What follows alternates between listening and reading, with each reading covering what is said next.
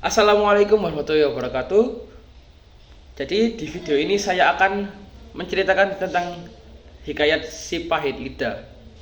Tapi sebelum itu, tak kenal maka tak sayang. Maka perkenalkan, nama saya Yarten Nabihan Putra Azza, nomor presensi 36 dari kelas 10 E8. Dan di video ini seperti yang saya bilang tadi, ini adalah video yang menceritakan hikayat si pahit lidah. Dahulu kala di Sumedang, Sumatera Selatan, hiduplah Pangeran Serunting yang iri hati kepada adik iparnya, Arya Tebing. Mereka punya ladang bersebelahan dan di bawah pepohonan tumbuh cendawan. Cendawan yang menghadap ladang Arya Tebing berubah menjadi emas, sedangkan yang menghadap ladang Serunting menjadi tanaman hama. Serunting yang dengki menuduh Arya Tebing curang dan menantangnya untuk berduel. Arya Tebing kebingungan, lalu meminta rahasia kelemahan Serunting dari kakaknya, yaitu istri dari Serunting. Kakaknya awalnya menolak, namun akhirnya memberitahu bahwa kesaktian Serunting itu berada pada ilalang yang bergetar tanpa angin. Dengan strategi ini, Arya Tebing berhasil mengalahkan Serunting pada pertarungan tersebut. Serunting yang merasa dikhianati pergi bertapa di Gunung Siguntang. Yang Mahameru menurunkan kesaktian kepadanya.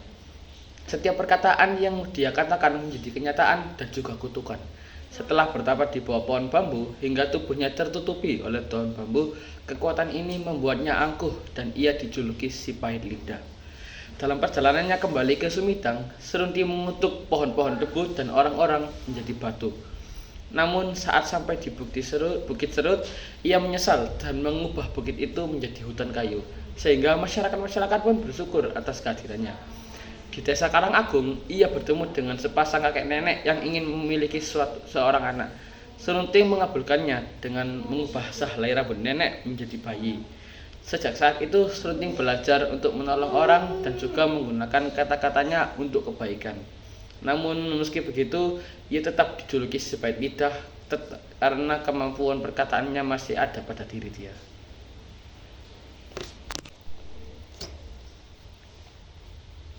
Pesan moral dan nilai-nilai dalam legenda si pahit lidah adalah cerita si pahit lidah mengandung ajaran penting tentang kehidupan.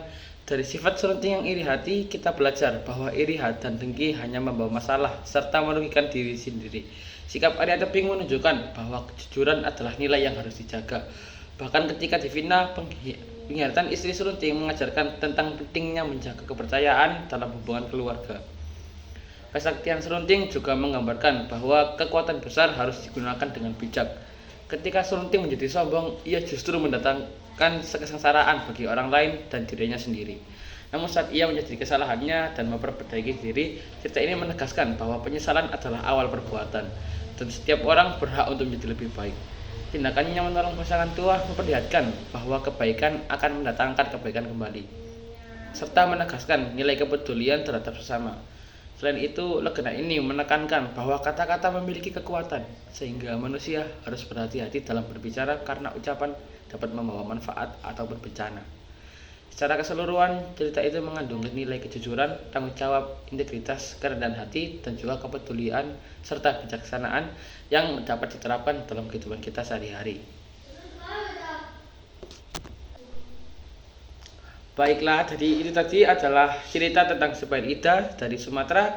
Sekian dari saya, terima kasih telah menyimak. Wassalamualaikum warahmatullahi wabarakatuh.